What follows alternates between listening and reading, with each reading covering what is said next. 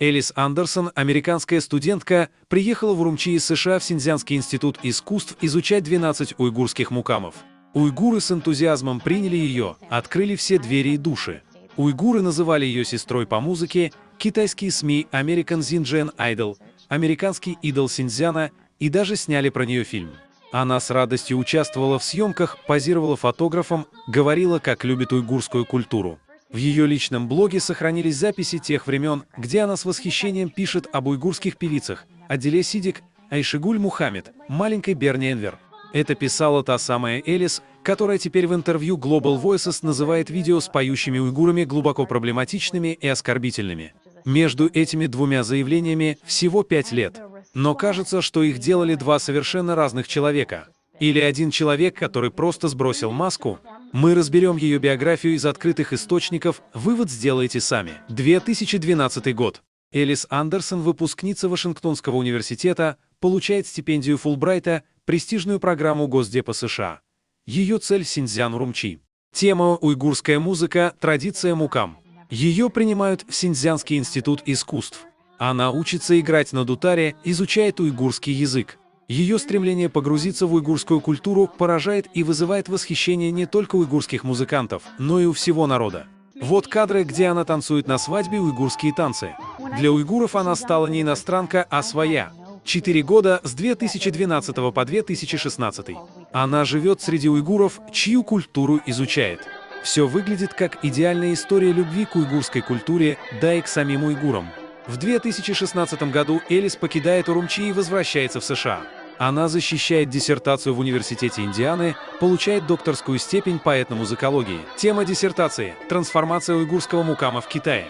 В описании работы уже не столько сама уйгурская музыка, сколько политика. Как Китай, по ее мнению, трансформирует уйгурский мукам, убирая из него религиозные суфийские элементы.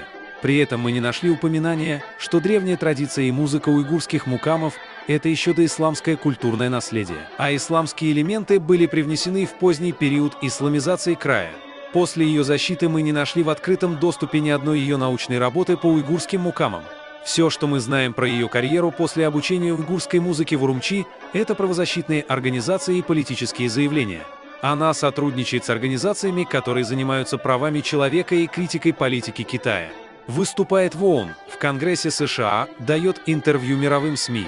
Ее риторика становится предельно жесткой. Массовые задержания, лагеря, культурный геноцид, апартеид.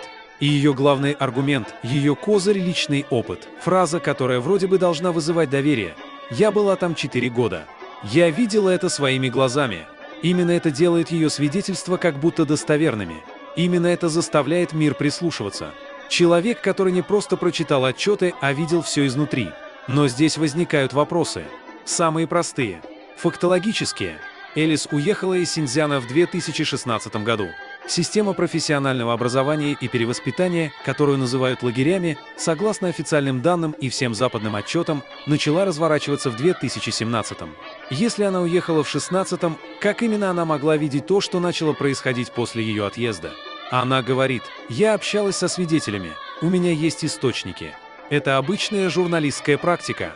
Но мы не видим верифицируемых данных, только оценки и по словам. Синьцзян, который мы знаем от Элис, это культурный геноцид и апартеид. Эмоционально. Не более. А теперь давайте посмотрим, что на самом деле происходит с уйгурскими мукамами в Синьцзяне. Не в докладах Элис Андерсон, а в реальной жизни». Еще в 1950-х годах уйгурский музыковед и композитор Турды Ахун записал и нотировал полный цикл 12 мукамов, который длится 24 часа. Эти записи легли в основу двухтомного издания 1960 года, и именно они дали уйгурским мукамам второе рождение. Сегодня это основа для всех исполнителей мукамов. В 1989 году в Урумчи создана труппа исполнителей мукама при Синьцзянском художественном театре. Это тысячи артистов, которые не только сохраняют традицию, но и гастролируют по всему миру.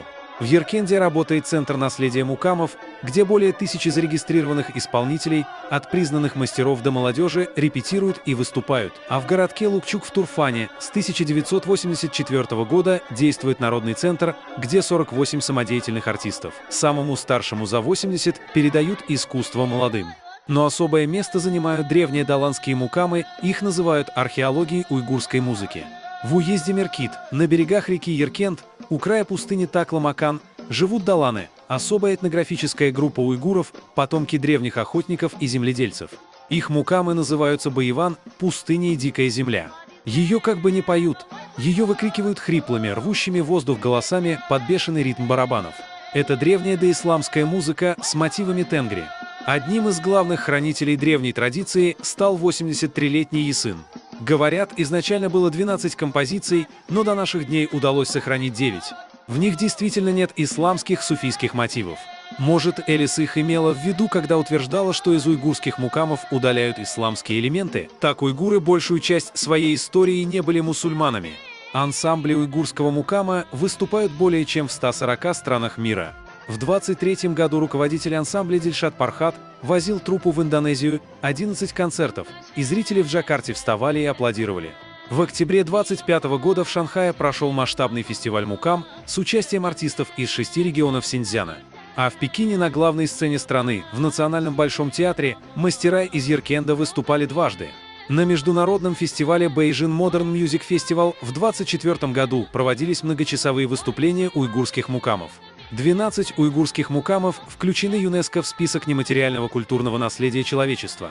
В уйгурской автономии целевое финансирование развития уйгурских мукамов, построены десятки центров, созданы экспериментальные зоны сохранения наследия. Выделяются гранты и стипендии носителям уйгурской музыкальной традиции. Почему же Элис, 4 года изучая древние уйгурские мукамы, сделала акцент только на религиозной тематике? Почему бы не рассказать про ансамбли, фестивали, гастроли, сотни молодых исполнителей и особенно про сохранение доисламских даланских мукамов? И вот она сама выходит на сцену. Главное шоу уйгурской автономии «Голос шелкового пути». Миллионы зрителей. И что она спела? Уйгурскую песню? А может даже мукам? Нет. Она поет американскую джазовую песню. Но ведь это же уникальный шанс показать свою любовь к уйгурской музыке. Понимаете? Тот, кто называет себя фанатом уйгурской музыки, тем более специалистом по уйгурским мукамам, исследователем, влюбленным в культуру, он бы спел уйгурскую песню. Пусть с акцентом, пусть не идеально, но это жест уважения. Это был бы ее звездный час. Но уйгурские зрители вместо этого слышат джаз на английском. Вопрос: если ты 4 года учила язык, брала уроки уйгурской музыки и песен, почему в самый важный момент, когда вся сцена принадлежит тебе, ты не демонстрируешь то, что якобы стало делом твоей жизни? Почему ты поешь не для тех, кто тебя учил, а на английском? Возможно, мы найдем ответы в ее собственной биографии, в ее же описании. Заглянем на ее официальный сайт, страницу биография, обновленную в июле 2025 года. Вот как она себя описывает. Я доктор Элис Андерсон, исследователь и программный менеджер. Работала в Freedom House Aigar Human Rights Project, комиссии Конгресса США по Китаю. Обратите внимание на важную деталь. В самом начале страницы она сообщает, что ее уволили с последней работы в мае 2025 года в результате сокращения иностранной помощи при администрации Трампа. И сейчас она ищет новую работу. Но главное, какую именно работу она ищет. Она пишет: «Я надеюсь остаться в некоммерческом секторе, делать работу с упором на права человека и социальные изменения», и подробно описывает свой опыт в управлении исследованиями по правам человека и управлении программами. Но она же училась на музыковеда, защитила диссертацию по уйгурским мукамам. Почему мы не находим упоминаний про академическую работу? Где профильное образование Синьцзянского института искусств, уйгурский язык, музыка, диссертация по мукамам? Мы их не нашли. Мы видим только, что человек на своем личном сайте, описывая профессиональные навыки, даже не упоминает про мукамы и музыковедение. Мы видим, что она позиционирует себя как менеджер программ по правам человека и ищет работу в правозащитных НКО. Итак, мы точно не знаем, с какой целью Элис Андерсон приехала в Китай и что именно делала в Синьцзяне с 2012 по 2016 год. Но мы слышим, что она говорит об этом сейчас. И мы не знаем, что стало с ее уйгурскими учителями и коллегами в Синьцзяне после ее отъезда и резких выпадов.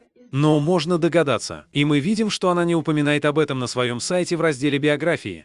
И мы знаем, что она не спела уйгурскую песню в конкурсе «Голос шелкового пути» в Урумчи. Зато мы услышали совсем другие песни, когда она выехала из наивно поверившей ей страны. В уйгурской автономии живут люди.